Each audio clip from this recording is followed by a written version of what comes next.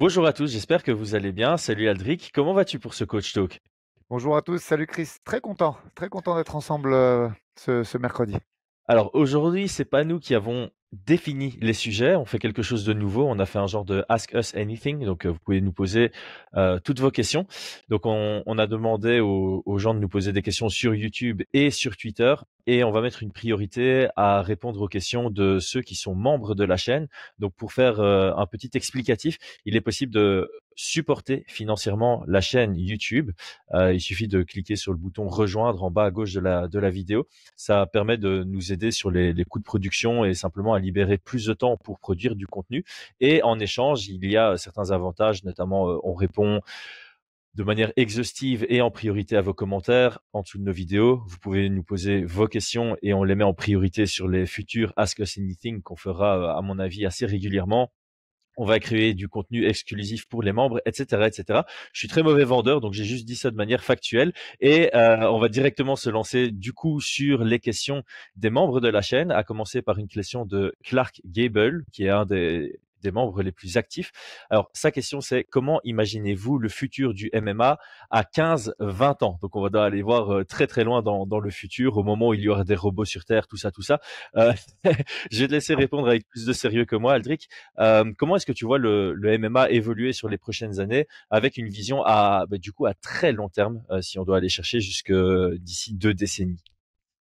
C'est une question difficile parce que autant dans un futur proche, à 5 ans, c'est faisable, autant 20 ans, c'est beaucoup trop long. Ça va être très Mhm, compliqué pour nous de spéculer de ça, mais je vais m'expliquer. Là, l'exemple quand même, c'est le confinement. On va repartir vite fait, on va faire un back in day sur 2020-2021. Le MMA, c'est le sport à qui le confinement a profité le plus. C'est-à-dire que on a fait, je pense, déjà un petit bond en avant en termes de mainstream dans le monde en général, grâce à mhm, ça.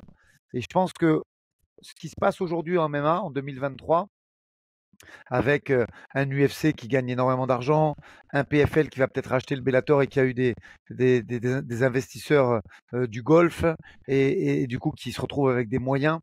Ça, c'est ce qui aurait dû se passer dans 2 3 ans. Et je pense que s'il n'y avait pas eu le confinement, là où la NBA s'est arrêtée pendant un moment, la ligue de baseball, la ligue de hockey et le football même, qui s'est calmé pendant un moment alors que c'est le sport numéro un au monde, je pense que ce qu'on a là, on l'aurait eu déjà dans 2 3 ans. On a pris beaucoup d'avance grâce au mhm. confinement où seul le MMA a été représenté. Donc voilà, je pense que le MMA va asseoir sa place dans les 5 10 prochaines années, euh, peut-être par le biais de 2 gros orgas, peut-être qu'il y aura un rapprochement et qu'au final il n'y en aura qu'une seule. Ça, il n'y a que les investisseurs qui peuvent le savoir, ce qu'ils comptent faire. Mais quoi qu'il arrive, je pense que ce sport va prendre de plus en plus de place en termes de pay-per-view, en termes d'audience, et que, en tout cas, sur les 10 prochaines années, ça va pas s'arrêter. Après, qu'est-ce qui se passera dans 20 ans? Ça fait un petit peu trop loin et je me risquerai pas à parler de plus loin. Je te rejoins, je pense que c'est extrêmement compliqué de se projeter aussi loin. Maintenant, si on analyse un peu la croissance du MMA, qui reste un sport très jeune, hein, on va mettre ça sur le compte de 1993 pour les débuts. Ça a progressé énormément et ça ne semble pas être prêt de s'arrêter ni de stagner et d'atteindre un plateau. Je pense que voilà, l'UFC fait un excellent travail. Le PFL commence à faire un très très bon travail pour rendre le sport le plus mainstream que possible et je vois pas ça s'arrêter dans les prochaines années. Donc clairement, les États-Unis poussent. On sait très bien que les sports américains, c'est beaucoup plus facile à devenir mainstream. D'ailleurs, on le voit ici. Je prends un bête exemple. Sur Netflix, il y a la série Quarterback qui est sortie et j'en ai parlé à Eleven Sports, donc la chaîne belge pour laquelle je travaille. Grâce à la série, il y a de plus en plus d'audience sur les matchs de NFL qu'on peut observer sur la chaîne belge qui le diffuse, à savoir Eleven Sports. Donc, on sent quand même que les États-Unis peuvent avoir euh, un gros impact sur les vues et voilà, ça s'internationalise. Je pense qu'on est vraiment dans une phase où ça commence de plus en plus à devenir énormissime dans tous les pays du monde, de manière locale, mais aussi au travers des frontières. Il y a des petits événements locaux qui commencent à être regardés en dehors des frontières de son pays ou même de son continent, et ça ne peut aller que dans cette direction. Euh, je vais directement switcher vers la question 2 parce qu'elles sont un peu liées pour moi. Donc ici, on parle du futur du MMA sur son développement en tant que sport et la question subsidiaire de Clark Gable qui a aussi été posée par Xaleb Idar sur Twitter. il demande si on pense qu'il y a un profil de combattant qui va sortir du lot dans les années qui arrivent. Et je trouvais que c'était aussi une question assez intéressante à aborder, surtout en suivant le sujet de l'évolution du MMA à 15-20 ans. C'est une très bonne question. Après, je vais nuancer un petit peu ça. Je pense que maintenant, les profils, ils vont se faire par rapport au règlement et à la façon de noter des rounds. Je m'explique un petit peu. On est Merci. déjà arrivé, on est déjà arrivé dans une phase où, je vais te prendre l'exemple de mon club, tout simplement. J'ai déjà, moi, des Axel Sola qui ont démarré par le MMA. C'est-à-dire que il y a déjà, comme le MMA est suffisamment ancien, comme tu le disais, on parle de 93, même des années 2000, parce que c'est vrai qu'en 93, il n'y avait pas beaucoup de règles et pas beaucoup de côté sportif à tout ça, mais néanmoins, il existe maintenant depuis suffisamment longtemps pour qu'on ait des purs produits du MMA. À partir de là, les gens vont être de plus en plus complets, ils le sont déjà. Ce qui va changer un petit peu les profils qui vont, à mon avis, sortir et se construire maintenant, c'est des profils qui sont capables de profiter pleinement des règlements et de la notation des rounds. J'entends par là, je pense qu'il y aura de moins en moins de lay and pray, de travail sur les positions, et qu'il va y avoir un gros travail de volume debout et le même travail de volume au sol, que ce soit en cage control ou en top position. Les règles nous amènent à un volume de frappe, puisque c'est le premier critère de notation avec l'efficacité. Et je pense qu'aujourd'hui, on va se diriger vers ça. Et, c'est pas que il n'y a aucune influence martiale derrière ça. Il y a uniquement l'influence de la notation et du round, puisqu'on sait maintenant que c'est ça qui est déterminant pour s'imposer dans un combat. Je, ma première réponse à cette question commençait exactement par ça dépend. Le sport étant encore assez jeune, et même quand on regarde dans d'autres sports, pour prendre le football, les règles évoluent encore maintenant. Et chaque changement de règle va amener à un changement d'approche de la part des athlètes et des coachs, et va du coup créer un genre d'évolution dans le style des combattants. Alors moi j'avais une sous-question que j'aimerais te poser et je vais fort l'élaborer ici. Donc euh, voilà, ça va être assez long. Pour moi, le gros changement, ça va être au niveau stratégique. Je suis peut-être influencé parce que je viens de regarder la série dont je viens de parler, Quarterback, où je remarque que dans le foot américain, la stratégie n'a cessé d'évoluer et prend une place de plus en plus grande dans le sport, où tu vois des équipes qui, chaque semaine, revoient leur stratégie, revoient leur terminologie et passent une énorme partie de leur préparation match par match pour travailler sur la stratégie, parce que ça prend une grande place dans ce sport. Coïncidence ou pas, ce week-end, je suis allé manger chez mon cousin. On jouait à Counter-Strike quand on était beaucoup plus jeune. Donc pour ceux qui connaissent pas, c'est un jeu en ligne qui a gardé sa popularité. Mais entre le moment où nous on jouait et le week-end passé où il y avait les championnats du monde qui ont rempli un stade de 20 000 personnes, avec 725 000 personnes qui ont regardé la finale en live, il y a eu une évolution stratégique entre quand nous on jouait il y a 10 ans et aujourd'hui. Et donc j'ai l'impression que dans tous les sports e-sport, la, on est dans une phase en 2023 où la stratégie prend de plus en plus de place, et selon moi, ça va prendre encore plus de place maintenant avec l'arrivée de l'intelligence artificielle qui va nous permettre de faire des analyses bien plus poussées, que ce soit au niveau des statistiques et autres. Donc moi, la façon dont je vois la chose pour le futur du MMA et les futurs grands combattants de MMA, ce sont ceux qui seront capables de changer complètement de style entre deux combats. Donc, tu as un combat aujourd'hui et puis tu as un combat dans 6 mois, et tu changes complètement ton style pour amener ce côté complètement imprévisible et difficile à analyser. Tu t'attends à un droitier, boum, il vient en gaucher après. Tu t'attends à quelqu'un qui va t'attaquer en pied-point, boum, il vient te lutter. Donc, pour moi, les futurs meilleurs combattants sont ceux qui seront capables à la fois d'innover, mais aussi d'être ultra imprévisibles de combat en combat. Parce que l'aspect stratégique va prendre tellement de place que il faut savoir surprendre à tous les combats, et donc tu n'auras pas le choix que d'être super bon partout, de savoir combattre dans les deux gardes, de savoir changer ton style, être une fois un contreur, être une fois quelqu'un qui travaille à pression. Et d'ailleurs, on le voit déjà, je trouve qu'aujourd'hui, quand tu penses aux plus grands combattants actuels et même de tous les temps, Georges Saint-Pierre avant lui, personne n'avait ce style distance karaté plus lutte. John Jones, il a apporté une énorme créativité qu'on n'avait pas vue par le passé. Dominic Cruz aussi, avec son footwork, c'était quelque chose de nouveau. Israel Adesanya, aujourd'hui, son striking, ses déplacements, c'est quelque chose qu'on n'a pas spécialement vu par le passé. Khabib et Makhachev, ils ont amené quelque chose où on sait ce qu'ils vont faire, mais ils sont tellement forts que c'est inarrêtable. Volkanovski et son fight IQ, c'est quelque chose de nouveau. Donc je pense que l'innovation et la capacité à travailler sous différents styles pour surprendre son adversaire sur le plan stratégique, c'est ça le futur. Je sais, voilà. Voilà. Très très longue question, mais est-ce Non, que mais tu es aligné avec ça? Est-ce que tu as quelque chose à non, non, ajouter peut-être? je suis parfaitement aligné. Je vais rajouter un tout petit truc. Moi, pour moi, il y a deux combattants dont on parle peu. Alors, Georges, on en parle, mais le mec vraiment précurseur de ça pour moi, c'est Frankie Edgar aussi, qui dans son Ah style ouais. a amené énormément de nouveautés, a modifié sa lutte pour qu'elle colle encore plus au MMA parce que c'est un lutteur de formation. Et, et, et plus le sport maintenant va être démarré jeune, plus on pourra travailler encore plus sur l'aspect game plan et l'aspect tactique. Je m'explique 10 secondes et on passe à la prochaine question. Aujourd'hui, pour pouvoir vraiment travailler à fond sur la stratégie, il faut avoir un garçon qui est complet.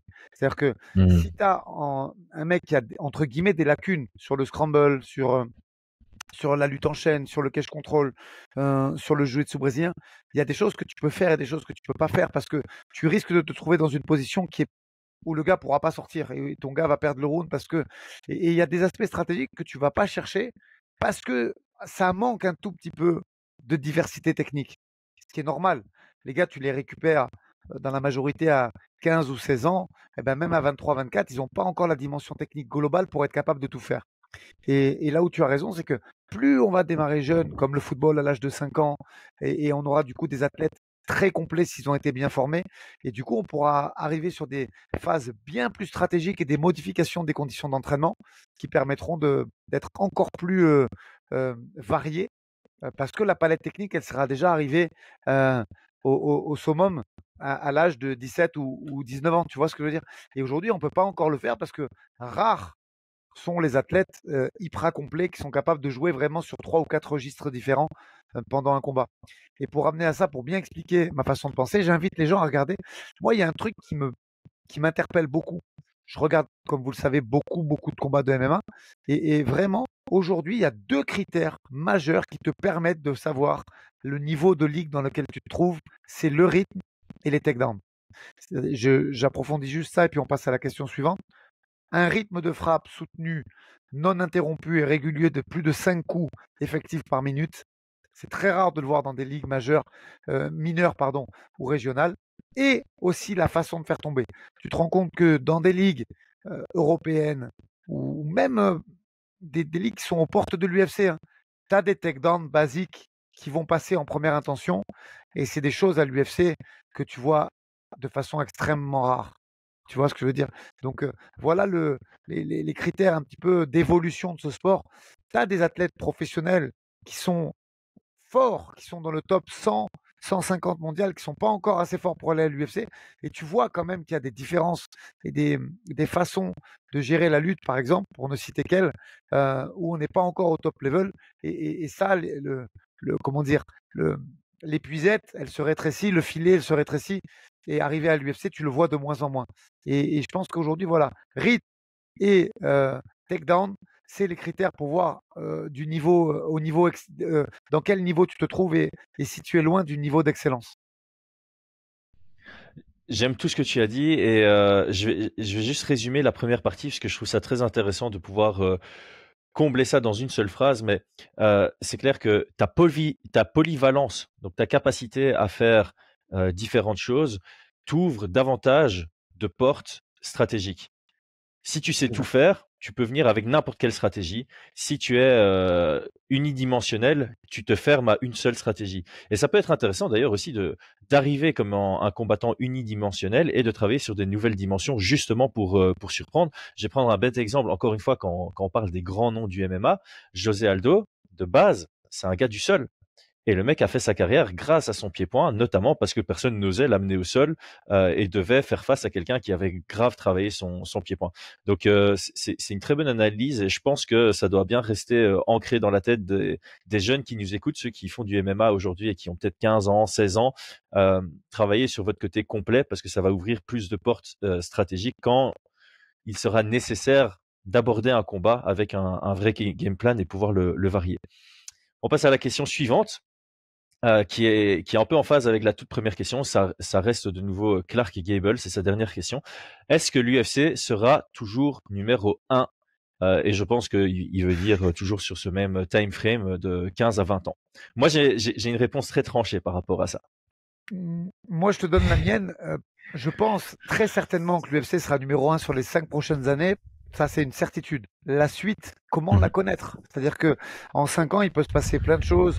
Et tu sais, souvent, un roadster, ça peut se faire sur 4-5 figures emblématiques. Donc, au moment où on se parle, et pour les 5 prochaines années, je pense qu'il y a aucune spéculation possible. L'UFC restera numéro 1. La suite, Mm. ça dépend des choix. Je veux dire, on est dans un métier, là, c'est toi qui es beaucoup plus à même que moi de répondre, Chris, mais le business, un mauvais choix, il peut fusiller une marque entière. Donc, sur les 5 prochaines années qui suivent, oui. Mais sur 10, 15 ans, moi, je ne sais pas répondre parce que ça ne va pas dépendre de moi ni du sport, ça va dépendre des choix qui vont être faits au niveau branding, au niveau image et compagnie, quoi. Exactement. Et moi, je vais répondre comme ça. À moins d'un gros scandale au niveau de l'UFC, pour moi, l'UFC va rester numéro 1. Et je vais de nouveau refaire une comparaison avec le foot américain. NFL, ils sont numéro 1 depuis tout le temps. Et il y a eu à un moment la création de la XFL qui avait été créée par le gars de la WWE qui avait de base cet objectif de venir les concurrencer. Et très rapidement, ils se sont rendus compte que quand tu es numéro 1 dans un sport depuis longtemps, tu es inatteignable. Et le meilleur choix que tu puisses faire, c'est t'assurer d'être le meilleur deuxième.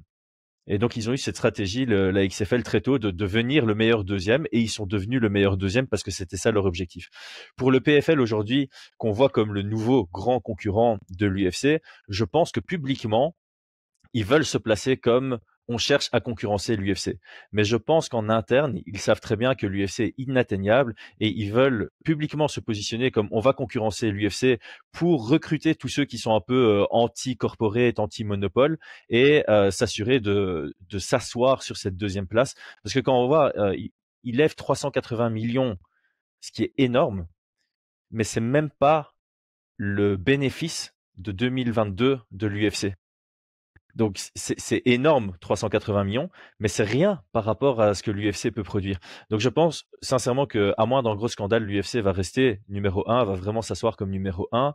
Et contrairement peut-être à d'autres sports où il y a un énorme numéro 1 et rien que des tout petits à côté, je pense que l'UFC va être un gros numéro 1 et qu'on va avoir des gros numéro 2. Mais quand je dis gros numéro 2, 3, 4, ça sera majeur comme aujourd'hui, mais ce sera pas comparable à l'UFC. Ils auront peut-être, voilà, sur le top 15 par division, l'UFC va avoir le 10, 12 combattants du top 15 et puis les autres promotions vont se partager deux, trois autres gars du top 15 un peu comme maintenant. Je pense que c'est comme ça que ça va évoluer. L'UFC est devenu un monstre et puis moi qui avais écrit la partie histoire du MMA pour le livre de la sueur, en écrivant cette partie, je me suis rendu compte qu'ils sont devenus numéro 1 parce qu'ils ont systématiquement fait les bons choix business au bon moment. Et aujourd'hui, avec les leçons qu'ils ont, je pense qu'ils vont continuer sur cette voie-là et ça va être très difficile, voire impossible de les détrôner.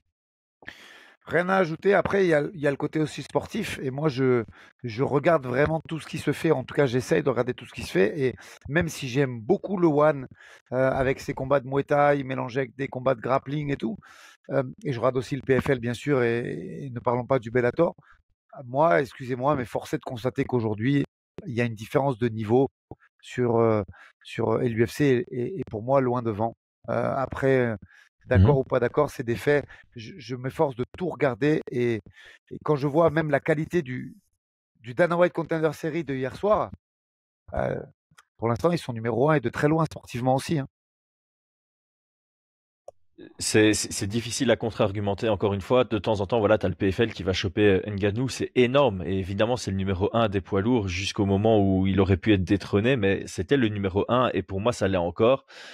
C'est une exception. C'est un exemple et il y en a pas tant d'autres que ça. Des mecs du top 5 qui sont en dehors de l'UFC, t'en as vraiment pas beaucoup et je pense que ça va rester comme ça ad vitam.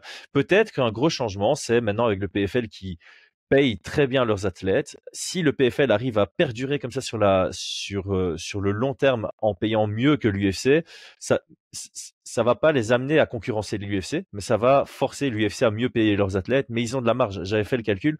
Même si l'UFC doublait tous les salaires des combattants l'année passée, leur, euh, leur marge bénéficiaire restait énormissime, énormissime. Ils ont de quoi faire. Donc, si maintenant le PFL commence à vraiment bien payer leurs athlètes, l'UFC peut doubler les salaires de tous les combattants pour s'assurer de les garder sans se mettre à mal financièrement. C'est un truc de ouf et ça pourrait faire un épisode à part parce que les chiffres étaient assez spectaculaires. Mais bon, ça demanderait plus de préparation. La question suivante vient aussi d'un membre de la chaîne, mais qui voulait rester anonyme par rapport à la question. Pourtant, c'est une question très très neutre.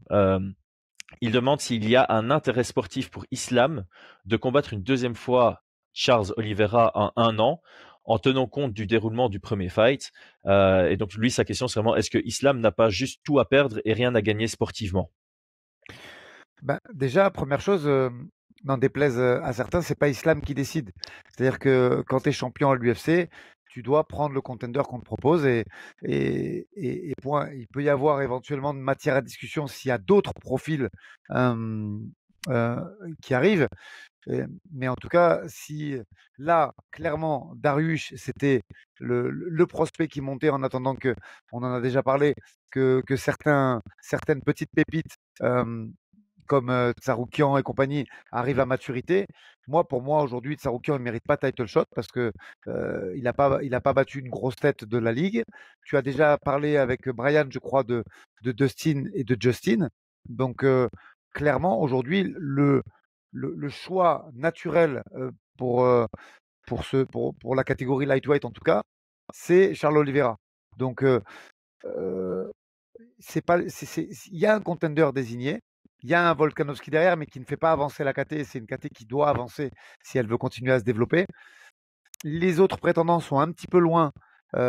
Fiziev qui a un petit peu raté le coche, et comme je disais, Tsaroukian qui a pas encore combattu la personne qu'il fallait, à mon avis, hein, à mon humble avis. Donc à partir de là, voilà, c'est le contender naturel. Et est-ce qu'il a à perdre ou à gagner? On peut pas parler d'un précédent. Un combat de MMA, souvent quand on s'exprime, Chris et moi, on dit bah, s'ils font le combat 10 fois, il se passe ça.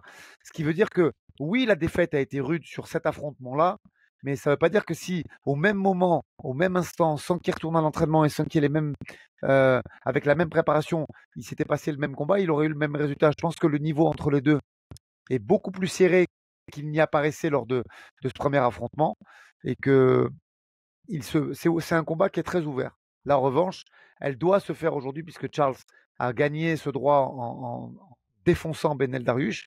Mais pour le reste, on ne peut pas dire il a plus à perdre qu'à gagner. Il y a un intérêt quand même. Malgré tout, ce que j'aime, c'est qu'il y a des intérêts de business dans ce sport, mais l'intérêt sportif reste dans 90-95% des cas prioritaires. Et ça, c'est bien. Et en plus de ça, c'est vrai que la question vient certainement du fait que Islam Makhachev a vraiment roulé sur Charles Oliveira, donc ça va être compliqué pour lui de faire mieux. Et c'est dans ce sens-là où on se dit il n'a pas grand-chose à gagner parce que à moins de gagner de manière encore plus spectaculaire, on va dire bah il avait déjà fait comme ça. Et j'aime bien ce que tu dis parce que un combat n'est pas l'autre. Je vais prendre un exemple qui pour moi est le plus classique et qui m'avait fourni pas mal d'émotions. Euh, Michael Bisping contre Luke Rockhold 1.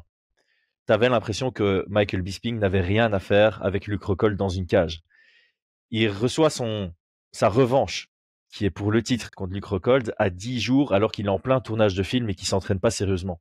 Personne s'attendait à ce que Michael Bisping prenne sa revanche contre Luke Rockhold et pourtant il le termine et il devient champion à 39 ans. L'histoire est incroyable et ça résume bien qu'un combat n'est pas l'autre. C'est pas parce que tu as gagné entre guillemets facilement une fois qu'un an plus tard tu vas une nouvelle fois gagner facilement.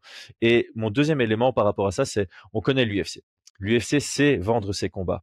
Islam Makhachev, c'est la star pour les événements à Abu Dhabi. Donc on sait que l'UFC va investir beaucoup dans le marketing autour de ce combat, d'autant plus que ça a lieu une semaine avant Ngannou contre Tyson Fury.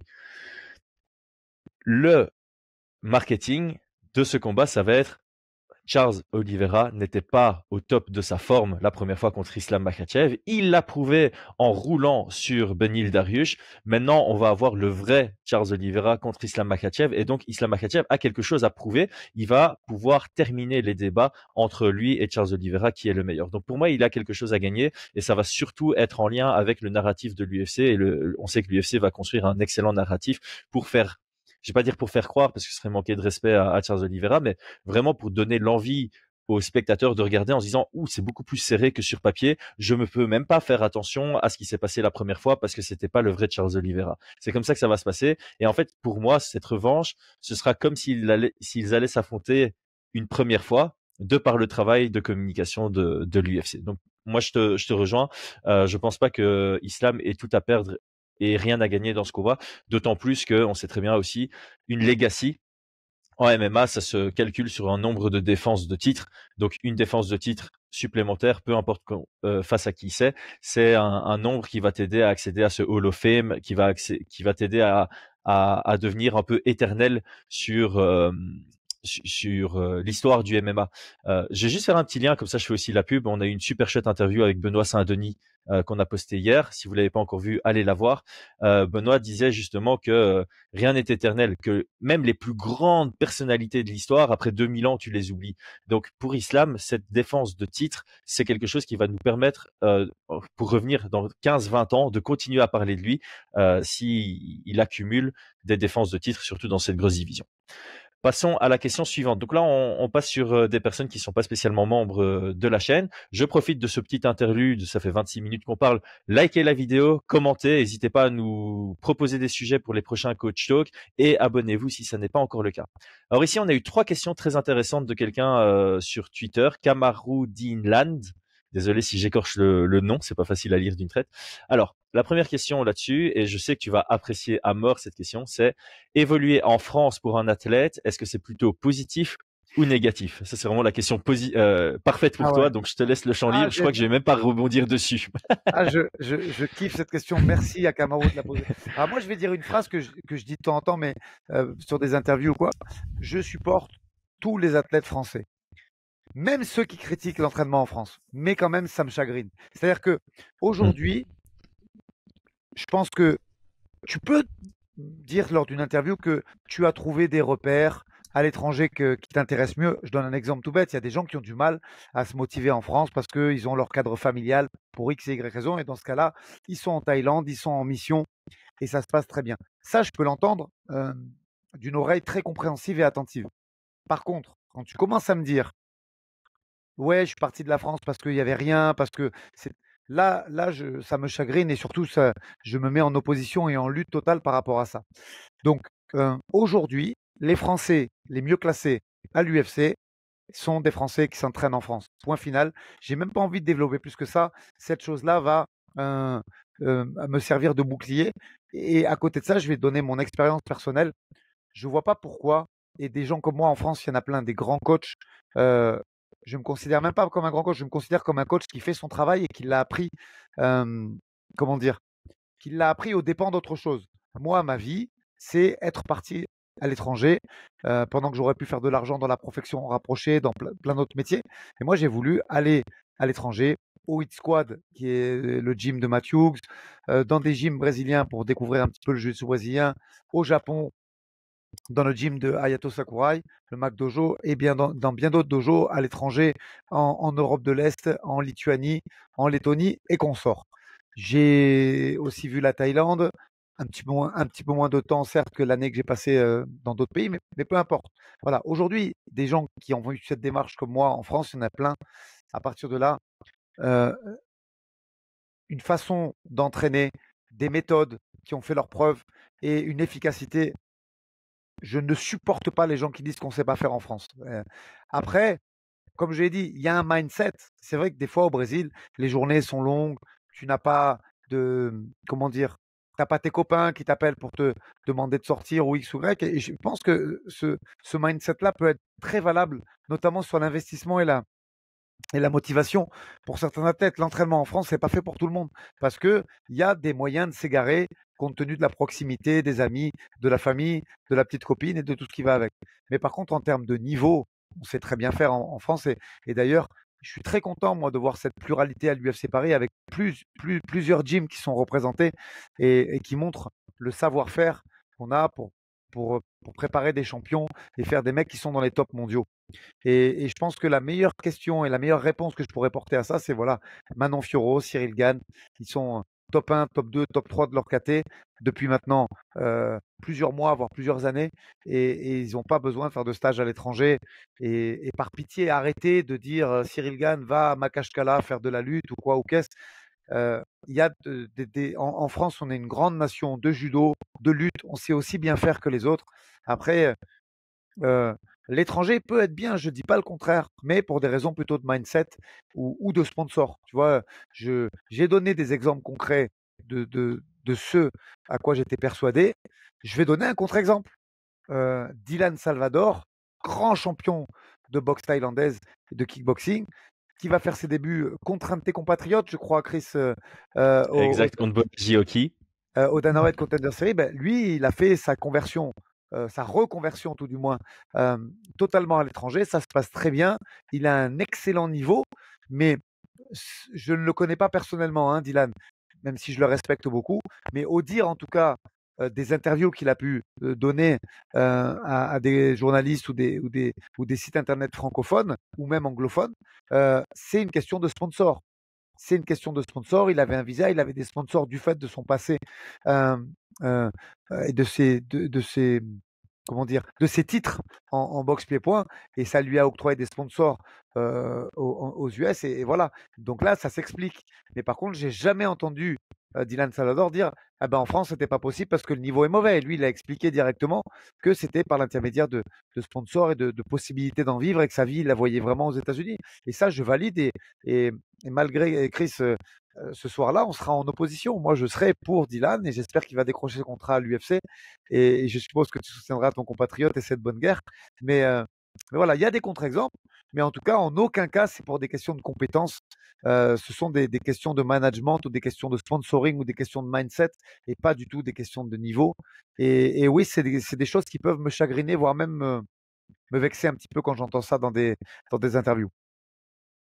Et je te rejoins amplement. Alors, évidemment, il faut toujours nuancer.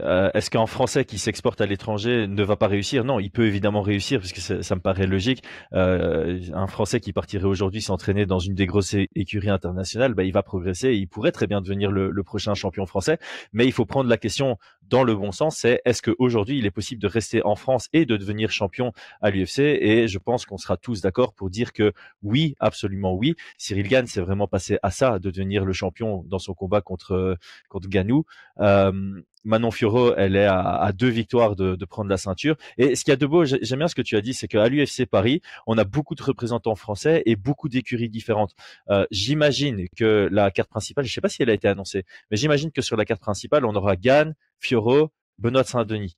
3 combattants français, 3 écuries différentes. Ça en dit long. Et puis voilà, on aura Taylor, Morgan, ça Ouais, rajoute encore des écuries la supplémentaires. team de Yanis Johnny. Gemouri, voilà, c'est ça. Il y a Yanis Gemouri qui sera aussi d'une écurie, de la même écurie que Ziam, qui sera pas sur l'UFC Paris. Donc c'est beau à voir, parce que il y a aussi ce côté. En France, il n'y a pas qu'une seule équipe dans laquelle tu peux progresser jusqu'à atteindre le top mondial. Il y en a facilement déjà minimum 5. Je peux en compter 5 grands minimum où tu peux atteindre les plafonds européens et mondiaux, rien qu'en France. Et probablement que si je réfléchis un peu mieux, je pourrais augmenter ce 5 vers un petit 7. Euh, la question suivante est très intéressante, de la même personne, Kamaruddinland. Je l'ai dit une fois, j'aurais dû le dire qu'une seule fois, parce que la fois précédente, c'était mieux dit. Moi, c'est moi qui vais apprécier cette question. J'espère que toi aussi. Pour ou contre l'intelligence artificielle dans la notation des rounds? Non, moi je suis contre rien du tout à partir du moment où c'est fait intelligemment et si on a éprouvé le truc. Je me réfère souvent au football parce que c'est un sport que je regarde un petit peu et et qui est aujourd'hui le sport mainstream numéro 1 dans le monde. Et les changements qui sont faits, ils n'ont pas hésité à revenir en arrière. C'est-à-dire que euh, un changement, quel qu'il soit, s'il est bénéfique, faut le garder. Et s'il laisse, il peut créer des problèmes ou des incohérences, il faut l'enlever. au football, ils tâtonnent. Il y avait un moment le golden goal, ils l'ont enlevé, c'est revenu. Euh, le, les hors-jeux par l'IA, les hors-jeux par le replay. Je veux dire, à partir du moment où on arrivera à avoir une IA qui arrive à analyser un round comme si c'était des experts posés dans leur canapé, parce que j'insiste encore, oui, on a d'énormes scandales dans la notation des juges. Mais moi qui suis souvent en bas d'une cage, ne serait-ce que l'angle dans lequel on se situe ou la façon dont on va regarder le combat, c'est vraiment très délicat. Et moi-même, quand je regarde un combat, et on l'a maintes et maintes fois dit avec Chris, quand j'analyse des fights, je vais prendre le combat que je regarde le plus en ce moment. Wailing Zone, Rose Namajunas 2. C'est un combat que je commence à connaître par cœur. Et très sérieusement, selon l'orientation que je vais donner à mon regard et ce que je vais voir analyser, ben souvent je vais voir Wailing qui gagne et d'autres fois je vais dire ah ouais non en fait quand même l'efficacité c'est pas pareil et voilà donc il y a des abrutis et des incompétents qui jugent des combats, disons-le clairement et n'ayons pas peur des mots. Mais il y a aussi des gens compétents et qui des fois sont influencés par leur placement dans la cage, par telle ou telle action qui s'est passée où on a vu la tête du combattant qui part en arrière, mais en fait c'est la garde qui a pris et bien d'autres critères qui seraient trop longs à énumérer pendant ce podcast. Donc si demain matin il y a une IA qui fait ses preuves et on dit voilà regarde cette IA comme c'est paramétré, elle arrive à donner une notation exacte en fonction de tel ou tel critère et qu'en plus en se posant sur le combat on arrive à trouver que celle-ci est efficace, mais feu à 100%, il faut le faire. Il faut le faire. C'est ça ma réponse. En fait, ma réponse de nouveau, c'est ça dépend. Ça dépend du degré d'efficacité de l'IA. Il faut pas oublier que scorer un combat, ça change une carrière et ça change même une vie. Si tu as un combat serré pour un titre entre être champion et ne pas être champion, c'est deux vies complètement différentes. Donc il y a une réelle importance derrière. Donc il y a une importance aussi à tester ce genre de système. Évidemment, il y a plein de questions qui se poseraient. Je sais que l'UFC a déjà testé de mettre des puces dans les gants. Je crois que le premier combat c'était pour Edson Barboza contre Dariush, il me semble. Peu importe, mais grâce à une puce dans les gants, tu peux détecter la puissance des frappes, combien de frappes ont touché, combien de frappes n'ont pas touché, etc., etc. Mais ma question c'est comment une IA va pouvoir percevoir l'impact d'un kick, par exemple, parce que tu vas pas mettre une puce dans un kick et partout dans le corps. Comment est-ce que tu vas et là aussi, ça va être en phase avec l'évolution des règles. Étant donné que pour le moment, c'est humain, les règles sont un peu, les critères sont un peu écrits de manière relativement ouverte et libre à l'interprétation, notamment sur la différence entre comment scorer striking efficiency et grappling efficiency qui sont mélangés dans le critère 1. Quelles seront les règles pour différencier, ok, un knockdown, est-ce que ça vaut plus qu'une tentative de soumission qui a à ça de réussir? Donc, il y a tout un travail qui devrait être fait, mais moi par contre je suis pour parce que d'après moi une intelligence artificielle pourra enlever ce que tu as dit, ah ben mince j'ai scoré ce combat parce que moi j'ai cet angle-là alors que l'autre juge il est déplacé à 140 degrés par rapport à moi et il voit le combat différemment. Avec une intelligence artificielle tu auras quelque chose de, si elle est bien faite et si elle suit des règles très claires, ce sera plus objectif qu'aujourd'hui. Et donc, dans ce cadre-là, je suis pour la notation d'une intelligence artificielle pour définir le résultat d'un combat, mais ça demandera évidemment beaucoup de travail, beaucoup de justesse et beaucoup de tests sur des combats qui n'ont pas d'importance. Donc, il faudra faire des sparring certainement pour tester la justesse d'une intelligence artificielle, parce que je suis contre, par exemple, une intelligence artificielle sur ce qu'on appelle du machine learning, donc une intelligence artificielle qui va regarder plein de combats pour comprendre comment scorer un combat et pour le faire, parce qu'alors c'est juste remplacer un humain et de nouveau avec des interprétations qui ont juste été codées. Moi, si c'est remplacé par une IA, je veux que ce soit avec des détections d'impact de frappe et ce genre de choses. Passons à la dernière question de Kamaru. Et je l'aime bien aussi. La non-culture du pay-per-view est-elle un frein au développement du MMA en France? Alors, je pense que c'est des choses qui peuvent changer, même si on n'atteindra jamais le niveau des États-Unis, puisque il y a quand même possibilité d'évoluer un petit peu et on y arrive. Regarde, moi j'aime bien parler un petit peu de cette histoire française et c'est des trucs qui m'intéressent beaucoup. La télé, je regarde un petit peu comment ça se passe. Et si tu regardes la télé des années 80, il y avait 3 chaînes et il était inconcevable de payer quoi que ce soit en plus. Déjà, la télé, ça coûtait tellement cher, tu vois, à cette époque. Et moi, j'aime bien regarder ces documents historiques qui nous prouvent, qui nous montrent un petit peu l'évolution. Donc, 1980, il y a 3 chaînes. On est en 2023, je sais même pas te dire. Tu sais me dire combien il y a de chaînes, toi, à regarder? Donc, les choses ont changé. Et même J'ai pour le même pas la franc, télé. tu vois. Et même pour le français qui peinait un petit peu à payer un abonnement Canal Plus il y a 15 ou 20 ans, bah aujourd'hui, il y a tout le monde qui n'a pas Netflix, qui n'a pas Prime, maintenant tu en as 1000 derrière. Donc, je pense que on est en retard par rapport à cette culture américaine, mais c'est quelque chose qui va évoluer petit à petit. Je pense qu'il y a des gens aujourd'hui qui sont prêts à louer des films et à acheter des programmes. Et donc, je pense qu'il y aura une petite culture pay-per-view en Europe et en France d'ici quelques années. Après, euh, si c'est un comparatif sur le sol américain, je pense que c'est pas du tout un problème, puisque aujourd'hui, la France, qui a zéro culture pay-per-view, elle arrive à être un des pays les plus en voie de développement au niveau de l'UFC Fight Pass et au niveau du merchandising de l'UFC. C'est pas pour rien qu'ils viennent organiser chez nous et pas en Espagne, ou chez nous et pas en Italie. Donc, je pense que c'est pas du tout un frein parce que c'est un pays qui se développe dans le MMA et qui a cette culture du MMA, la France, et qu'en plus, dans les années qui suivent, comme la génération elle aura changé, c'est des gens, ce sera les jeunes d'aujourd'hui seront les intermédiaires dans 10 ans. Et c'est des jeunes qui seront, à mon avis, prêts à acheter un programme à la demande parce qu'ils ont été élevés comme ça. Et que aujourd'hui, le mec a 50 balais ou 60 balais, c'est culturel. Il a connu Internet tard et il n'a pas les mêmes habitudes de vie que celui qui aura 50 ans dans 20 ans. Et je pense que les choses évolueront à ce niveau-là. Après, pour répondre clairement à cette question, la France aujourd'hui est parmi les pays européens qui ont le plus d'athlètes à l'UFC, un petit peu derrière l'Angleterre, certes, mais c'est normal, l'Angleterre s'y est mis bien avant nous. Et, mais donc, non, clairement, c'est pas du tout un frein, puisque même l'Angleterre, qui a cette culture de payer, hein, euh, dans les supporters de football, ils dépensent quasiment 6 fois plus que le supporter français. Ils ont des chaînes payantes comme Sky TV, je crois, depuis très longtemps, et c'est bien plus culturel chez eux de payer un abonnement et un programme à la demande. Et pourtant, je sais pas, il y a eu quoi, 5, 7 pay-per-view sur le sol anglais, je crois, depuis que l'UFC va en Angleterre. Donc, je pense que quoi qu'il arrive, c'est quelque chose qui restera dans sa globalité américain, mais que la France se développera dans les années qui viennent. Alors ici, pour une fois, je vais être un tout petit peu à l'encontre de ce que tu dis, parce que pour moi, la non-culture du pay-per-view est un frein.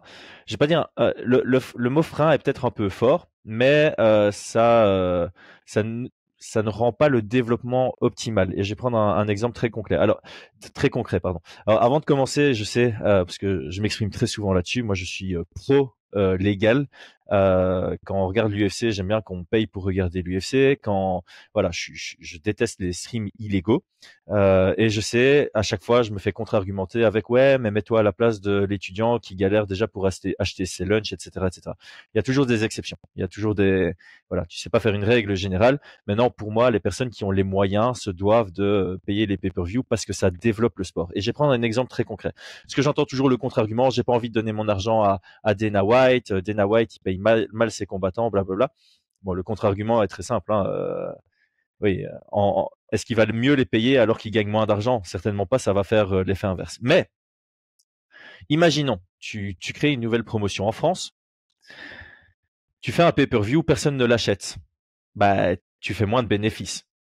Alors que si tu fais un pay-per-view et que tu as une culture du pay-per-view en France, tu as beaucoup de gens qui vont l'acheter, ta promotion, elle va pouvoir vite évoluer. Tu vas pouvoir très vite mieux payer tes athlètes ou aller dans des plus grandes salles ou internationaliser ou blablabla, blablabla. Et s'il y avait cette culture du pay-per-view et qu'on fait beaucoup de chiffres sur les événements en France, déjà, tu vas intéresser davantage de sponsors, mais quoi qu'il arrive, tu vas recruter plus d'argent, tu vas faire plus de bénéfices en tant que promotion de MMA, ce qui va te permettre de mieux grandir, ce qui va aussi inspirer d'autres promoteurs ou organisateurs d'événements à faire des événements en France, ce qui va mener à avoir plus d'opportunités pour les jeunes combattants, que ce soit amateurs, début pro, etc., etc. Donc, est-ce que c'est un frein? Non, parce que comme tu l'as dit, actuellement, il n'y a pas la culture du pay-per-view en France et le sport évolue très bien. mais je reste intimement persuadé que si, en plus de ça, il y avait la culture du pay-per-view, il y aurait encore plus de moyens, il y aurait encore plus de promotions, il y aurait encore plus de coachs, il y aurait, etc., etc. Il y aurait plus d'éducation aussi, et donc il y aurait un meilleur développement. Et voilà, pour prendre un bête exemple, RMC, vous avez une chance incroyable de les avoir en France parce qu'ils font des promotions d'événements qui sont topissimes. Et s'il y avait encore plus d'achats d'abonnements chez RMC, ils auraient encore plus de moyens, ce qui leur permettrait de mettre encore mieux les athlètes français en avant lors de leur promotion. Et enfin voilà, c'est un effet boule de neige positif. Donc pour moi, ça reste un, allez, frein n'est pas le bon mot, mais ce serait encore mieux s'il y avait cette culture du pay-per-view. Je rebondis 10 secondes sur ce que tu as dit parce que ça me paraît très Vas-y. important. RMC, les gars. Quand j'entends des fois sur Twitter les mecs qui disent ouais, vous avez pas un lien gratuit pour l'UFC. Eh les gars, vous achetez des iPhones. Je vais pas faire le vieux con, mais vous achetez des iPhones à 1000 balles.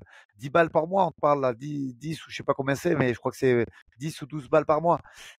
Là où ça m'a interpellé, et je vais juste finir là-dessus, après, il y a une question suivante, Chris, après on passera à la question suivante.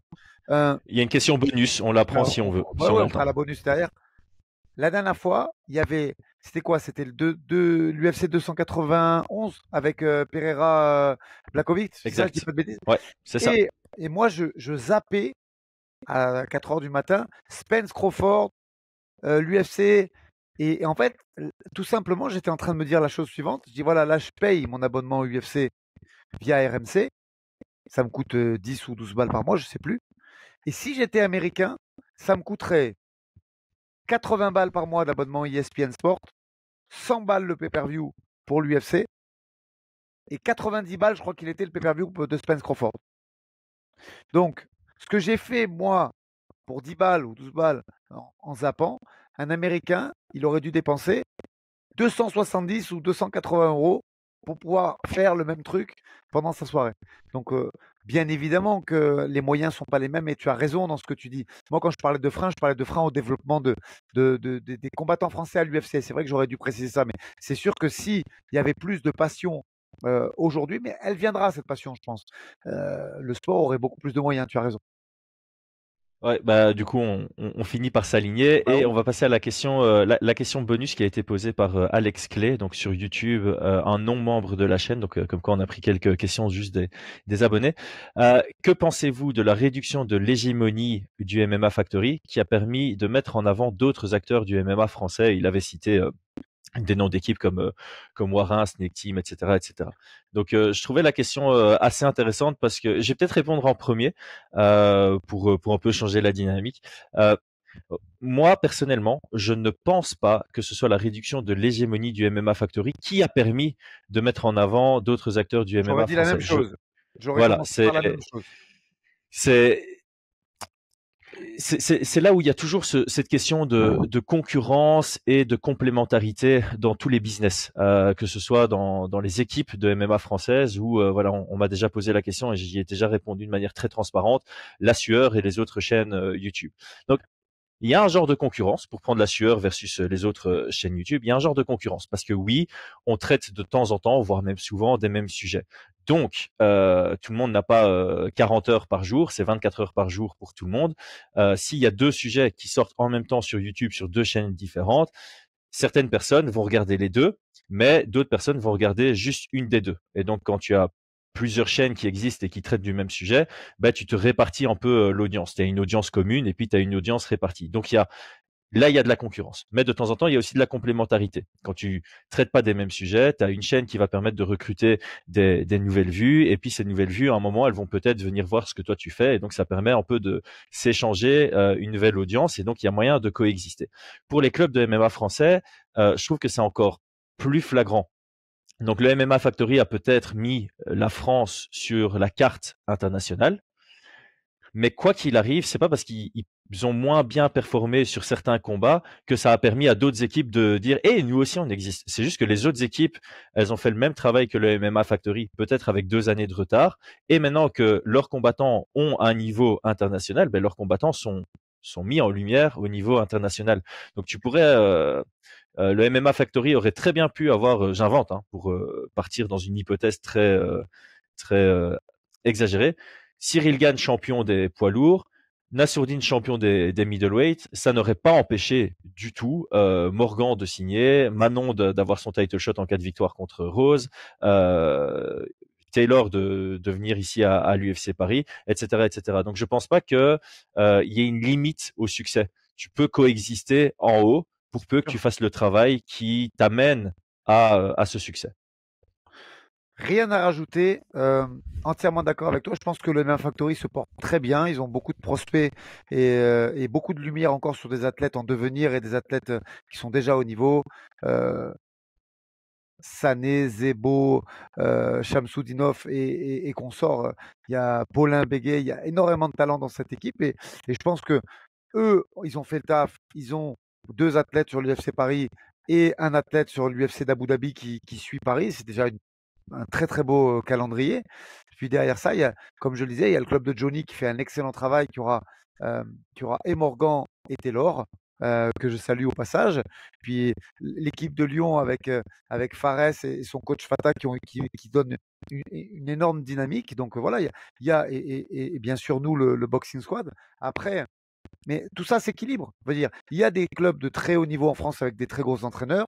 Il y a plusieurs boîtes de management qui font le travail et qui placent leurs athlètes petit à petit. Là, il y a le Management Factory. Il y a Graham Bolan qui a placé deux ou trois athlètes, je ne sais même pas si c'est pas quatre, sur la carte. Il y a la Bulgarian Top Team qui a passé trois athlètes sur cette carte.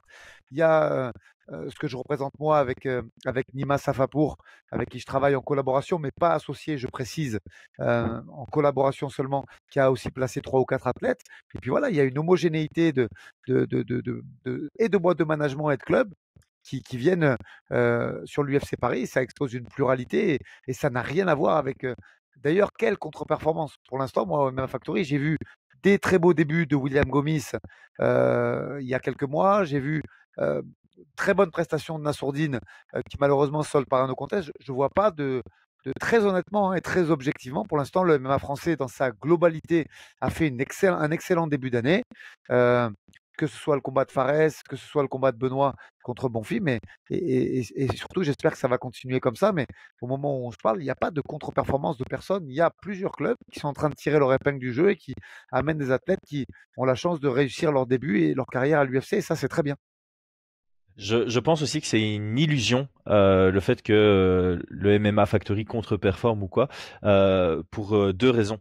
C'est le bruit des haters. Donc, dès qu'il y a un faux pas du MMA Factory, ça les commentaires explosent, tout le monde en parle mal et c'est la fin du monde et du coup ça donne une fausse illusion et quand ils font quelque chose de bien c'est semi-supporté voire même critiqué donc certaines personnes ont réussi à critiquer la dernière performance de Gomis, je trouvais ça absolument ridicule et donc je pense que c'est plus une illusion le fait que le MMA Factory n'est plus aussi gros. Pour moi, ils sont toujours aussi gros, voire même plus gros que l'année passée, parce qu'ils continuent à faire des bons résultats, ils continuent à produire du bon travail. Et c'est là la réalité. C'est le fait que tu puisses coexister au top ne dépend que d'une chose. Ça dépend pas du succès ou de la lumière que prend un autre club. Ça dépend juste de ce que toi tu fais sur les tatamis. Ça dépend du travail que tu fournis et des résultats que tu fais en cage. Donc encore une fois, tous les Français qui ont signé ici à l'UFC, s'ils gagnent tous, ils vont tous continuer à l'UFC et monter dans les classements. L'UFC va pas réfléchir en disant attends. Hey, Gann a gagné. Alors le petit Benoît là qui a gagné, on va le faire prendre quelqu'un en dehors du top 30. Non, c'est pas comme ça que ça marche. Gann gagne, Benoît gagne, ben, ils vont tous les deux affronter quelqu'un qui est plus haut dans le classement. Il n'y a pas de réflexion comme ça à l'UFC, donc il n'y a pas de question de il y en a un qui bouffe les autres, il y a vraiment cette possibilité de coexister et le seul moyen de coexister au top, c'est de bien bosser. Rien à rajouter. Eh ben, je pense on clôture très bien ce Ask Us Anything. Je sais pas comment tu l'as vécu. Moi, j'ai trouvé ça sympa parce que de temps en temps, se casser la tête sur des sujets, c'est prise de tête pour se dire, tiens, est-ce que ça intéresserait les gens? Mais j'apprécie parce que je sens que depuis qu'on a commencé, peu importe le sujet qu'on aborde, on commence à avoir une communauté régulière, Ouais, des auditeurs réguliers qui se disent, en fait, peu importe le sujet qu'ils vont aborder, je vais venir écouter ce qu'ils ont à dire. Donc ça, c'est très apprécié. Et le fait qu'on ait reçu autant de questions, c'est c'est super plaisant. En plus, je trouve que les questions étaient vraiment Là, agréables à traiter. Donc, c'est toi qui as fait le tri, mais celle que tu m'as exposée, en tout cas, j'ai trouvé qu'il y avait une qualité de compréhension du sport qui était ultra développée, quoi. Donc, hmm. c'était hyper intéressant. Il n'y avait pas de questions. Moi, s'il y avait eu des questions drama, je sais que tu les aurais même pas choisies, mais j'aurais pas répondu, tout simplement, parce que Hmm. c'est pas des choses qui m'intéressent. Et là, c'était des questions pointues auxquelles moi, en tout cas, j'ai pris plaisir à répondre.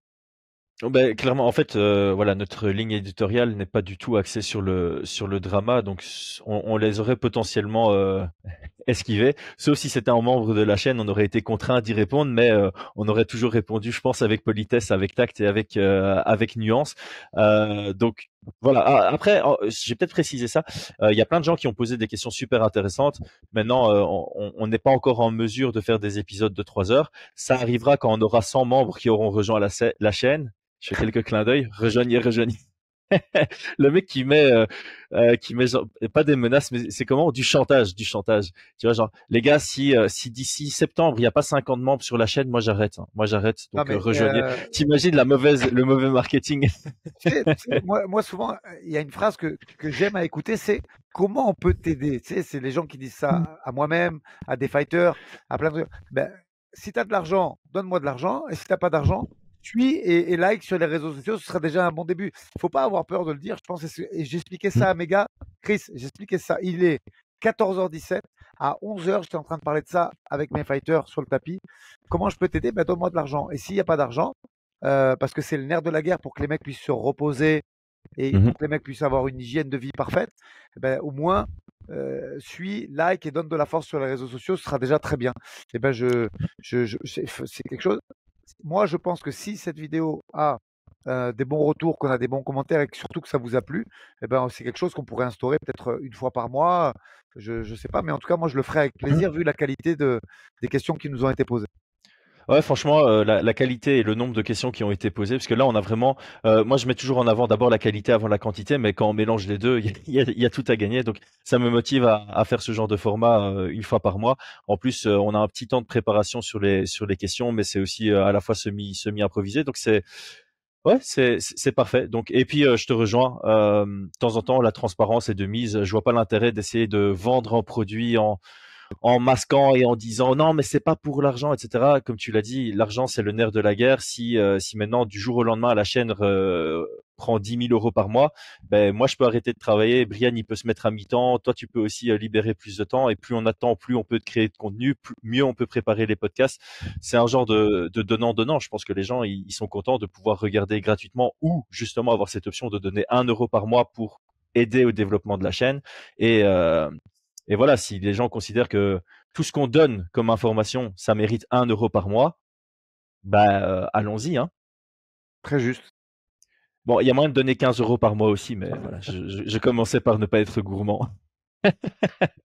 Ok, je crois qu'on va clôturer là-dessus. Aldric, un tout grand merci pour ton temps. Je te souhaite, tu l'as dit, il était 14h17. Je te souhaite une belle après-midi. Bon entraînement restant. On est l'après-midi, donc il t'en Il reste en un. reste un. Et on s'entend. Ah ah! On va pas teaser les gens, mais on s'entend demain matin. Oui, il y a du boulot encore. La semaine n'est pas Il y a beaucoup de terminée boulot. et vous allez avoir encore du contenu sympa. Ouais, ouais. Donc, no spoiler, mais il y a du chouette contenu qui arrive et ce sera enregistré demain matin. Bonne journée tout le monde. À bientôt.